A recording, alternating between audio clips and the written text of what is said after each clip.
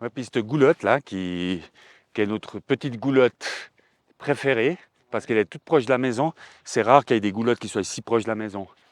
Et elle est toujours en excellente condition.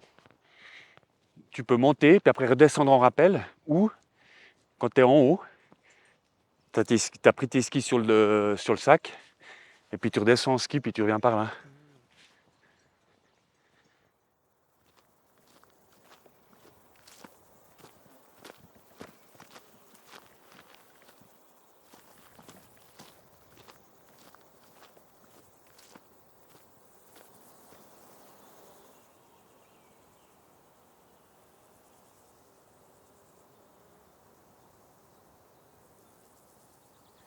On était monté là.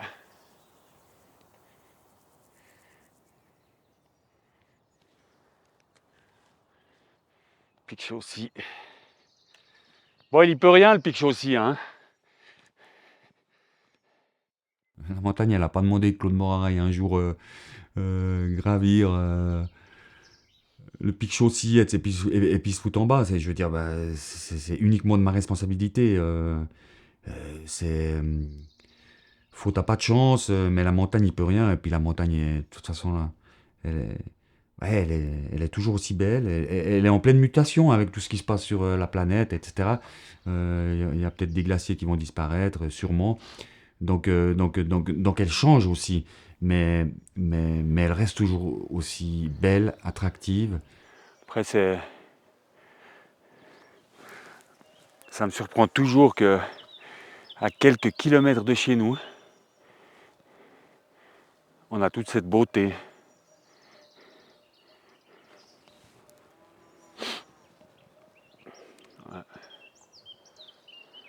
Quand je suis retourné en montagne, alors j'avais deux, trois appréhensions parce que c'est normal, quoi.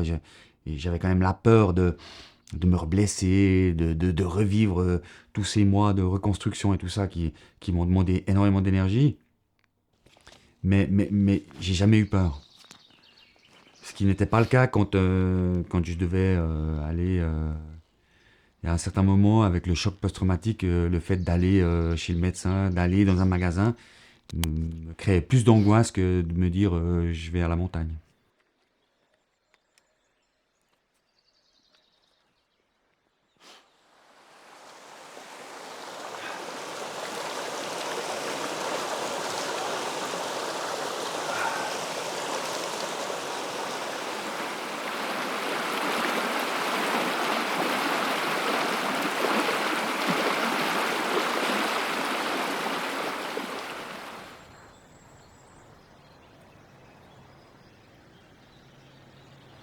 Oula, vous êtes quelqu'un Non, non, pas du d'important. tout alors.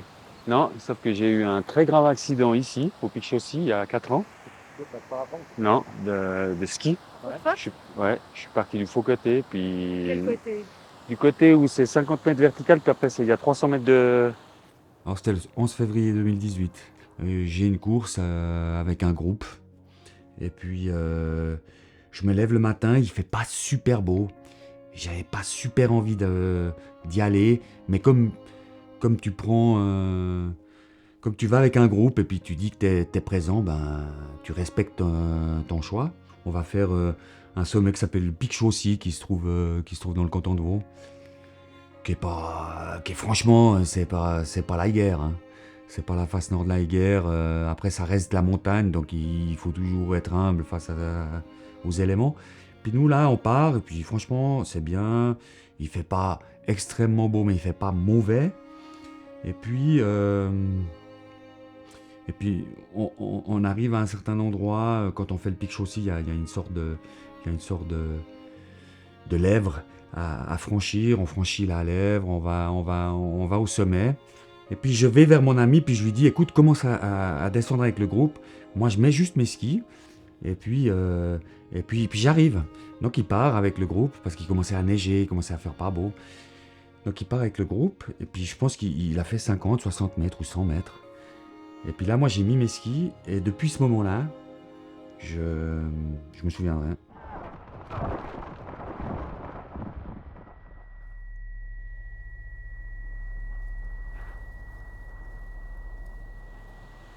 Alors au CHUV, ils m'ont opéré partout comme ils pouvaient. Mais fantastique. Non, j'ai du bol.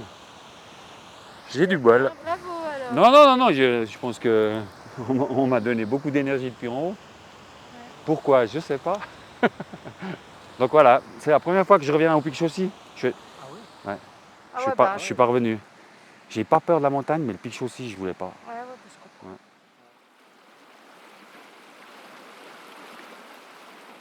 Tu peux pas en vouloir à la montagne, puisque c'est toi qui viens t'offrir à la montagne et puis qui lui demande de t'accepter un moment. Mais voilà, c'était quand même un petit peu amer. Et en repensant à tout ce qui s'est passé, à tout ce que ça m'a donné, à tous les événements qui sont en train de se passer maintenant, je suis presque en train de lui dire merci aujourd'hui. Et ouais, je pense que je peux lui dire merci. De toute façon, il n'est pas responsable. Hein.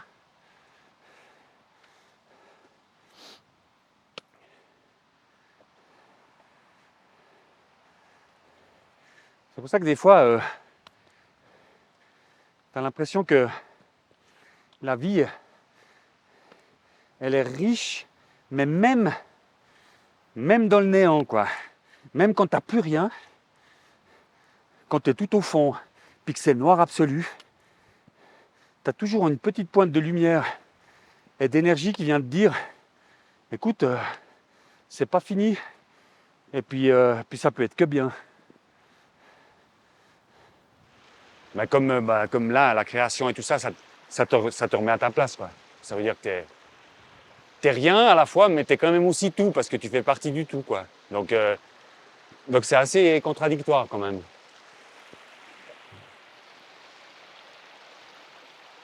Le terrain est à peu près semblable. Ça veut dire qu'il y a 50 mètres où c'est du vertical rocher, où c'est là où ils ont retrouvé mes skis. Et je pense que c'est là où je pense que je suis tombé puis que tout a pété. Puis après, j'ai glissé dans le couloir pendant un moment.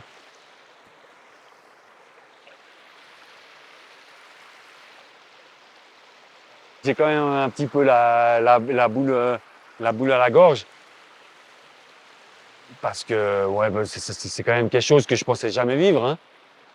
Et puis c'est quand même quelque chose qui m'a heurté au plus profond de moi-même. Pour en finalité quelque chose de bien, parce que je l'ai peut-être tourné en positif et puis que c'était positif.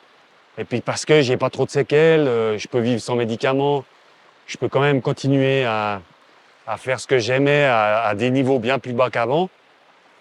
J'ai des douleurs constantes, mais qui sont tout à fait gérables. Mais ouais, c'est quand même quelque chose, quoi.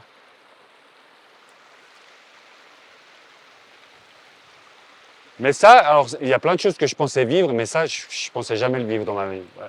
L'accident, pour moi, il n'existait pas. C'était peut-être un petit peu de l'ego, je sais pas. Mais j'ai quand même quand je dis ça, j'ai toujours eu de l'humilité vis-à-vis de la création et de la beauté et de la montagne et tout ça. Hein. Je me suis jamais dit c'est moi contre les éléments, c'est moi contre la montagne. Hein. J'ai toujours voulu faire partie de ces éléments. Hein. Bah Claude, c'est quand tu le vois la première fois, déjà à 20 ans, hein, c'était un morceau, enfin il est beau, hein. Il était baraqué, t'avais tout, ouais, cette pièce. Mais en fait, après, quand tu vas encore plus profond, bah c'est quelqu'un, mais c'est une sensibilité, enfin c'est... Ouais, ce que je peux dire, c'est qu'en 32 ans, je me suis pas ennuyée une minute. Pas une minute.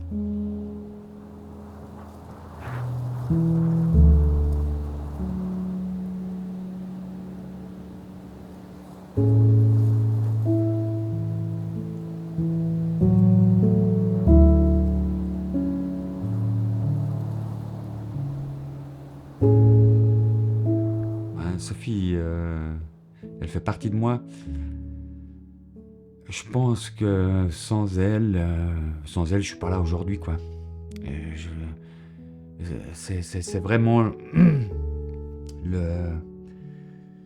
c'est vraiment l'essence que j'ai besoin pour vivre et puis survivre à tout ce qui s'est passé.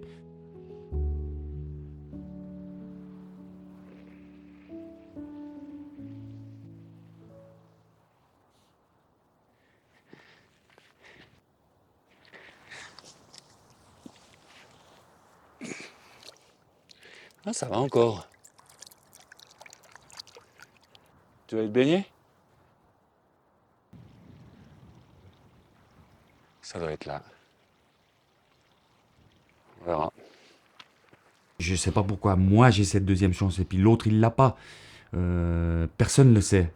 Mais c'est pour ça que je me dis, si tu as une deuxième chance qui t'est donnée, essaye d'être le plus reconnaissant possible envers la vie pour ceux qui n'ont pas cette chance-là, quoi. J'aurais dû venir bien plus avant parce que alors là, je me rends compte que vraiment, j'ai quand même beaucoup de chance, hein.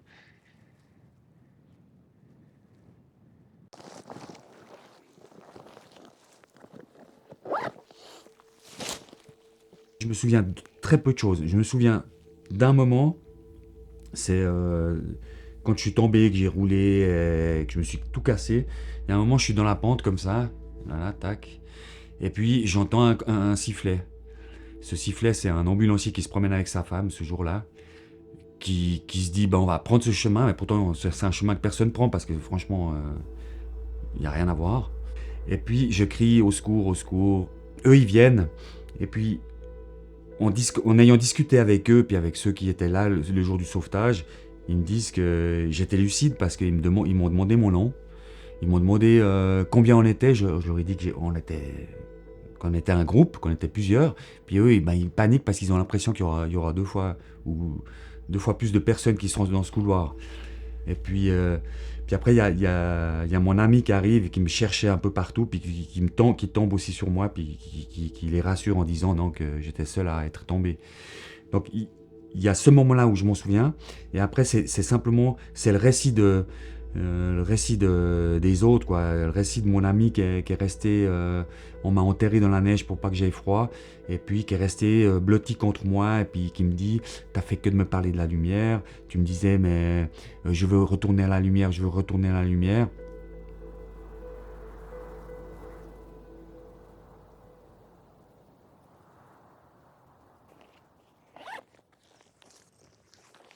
Ouais.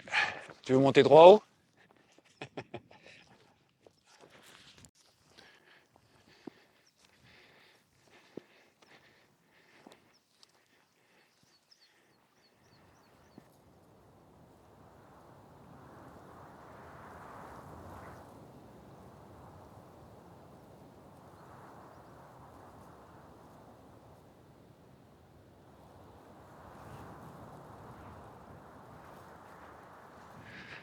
Tiens.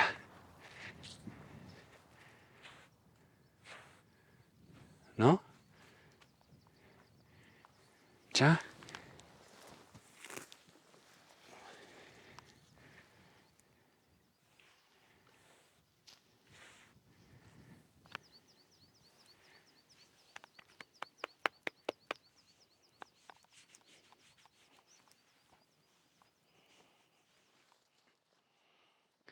Le point GPS où ils m'ont retrouvé, c'est en bas de ces... Tu vois, il y a cette partie encore de rocher là, où il y a encore un peu de neige là.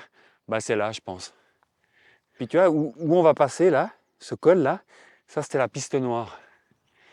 Et puis c'est vrai que l'hiver, c'est super bien de redescendre par là parce que l'ensoleillement fait que la neige reste bonne assez longtemps.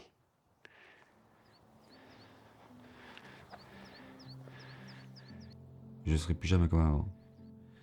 Déjà physiquement, parce que j'ai des plaques partout. Mais le plus, c'est moralement et psychiquement, parce que le choc est toujours là. Après, la médecine et le psyché fait bien les choses, comme je l'ai dit avant. Ça veut dire que je me souviens pas.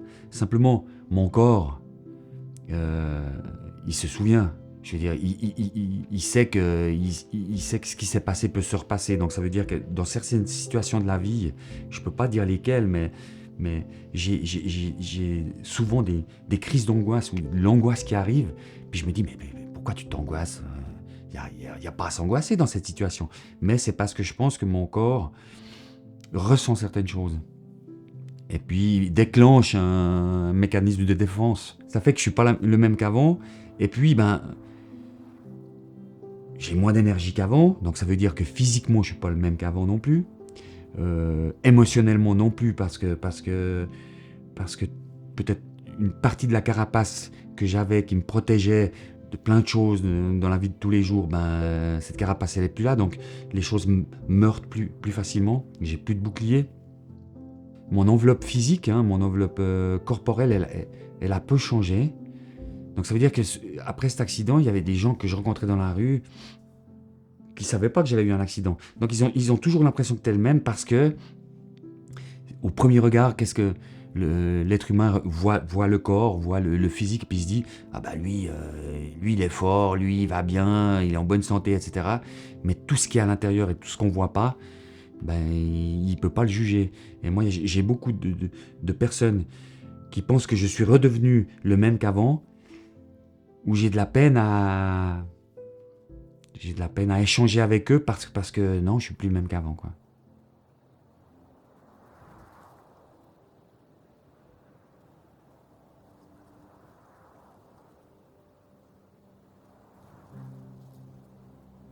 Des fois, j'en reviens pas de la force qu'on peut avoir.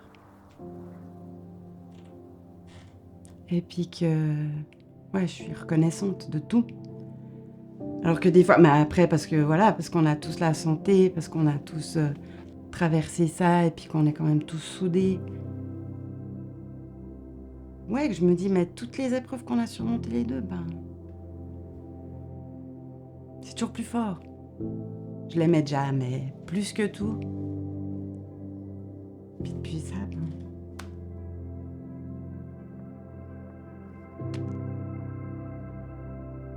Puis comme je dis, il peut enfin être lui-même.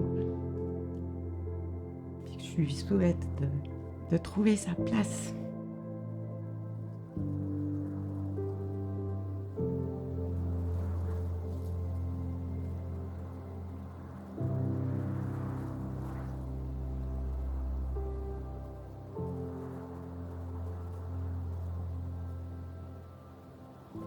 La boucle est bouclée. Non, écoute, non. En tout cas, j'ai pas de ressentiment violent ni de haine envers cette montagne, comme de toute façon elle n'y peut rien. Mais non. Tu as toute la montée, c'était seulement une explosion de beauté et de moments paisibles. Et puis, maintenant je ressens ça. Je ressens vraiment. Je me dis, la boucle est bouclée. Et puis que ça m'a amené plein de belles choses. Et puis que je dis merci encore à tous ceux que j'aime, tous ceux qui m'ont soutenu, à mon corps, aux cieux, puis à tout le monde, puis à moi-même aussi. Puis voilà. Donc c'est que du bonheur. Et puis voilà ce que je veux dire à tout le monde. Bravo. Trop bien. Merci pour tout, pour cet accompagnement et tout ça, c'est trop bien, quoi. C'est trop bien. Ouais. Tu peux être fier de toi. Ouais, non. Non, ouais.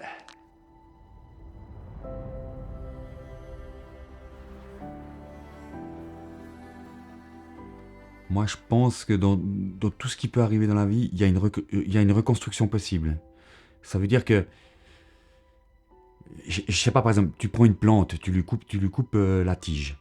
La tige, elle va pas repousser comme elle était avant. Elle va peut-être repousser à droite, à gauche, elle va prendre derrière un rocher et tout ça, mais la fleur qui va en sortir, elle sera tout aussi belle que la première fleur qu'il y avait. Ce que je veux dire, c'est que moi, je vais plus vivre comme avant, je vais plus faire les mêmes choses qu'avant, mais ça ne veut pas dire qu'en finalité, j'ai plus de plaisir, j'ai plus d'épanouissement. Je veux dire, la beauté de la vie, elle n'est pas la même qu'avant, parce que mon regard, il a changé par rapport à avant, mais c'est tout aussi satisfaisant, c'est tout aussi aimant, c'est tout aussi chaleureux qu'avant. Le message d'espoir qu'on peut dire, c'est d'abord que dans une reconstruction ou dans un accident, il faut peut-être pas afficher le modèle qu'on avait avant.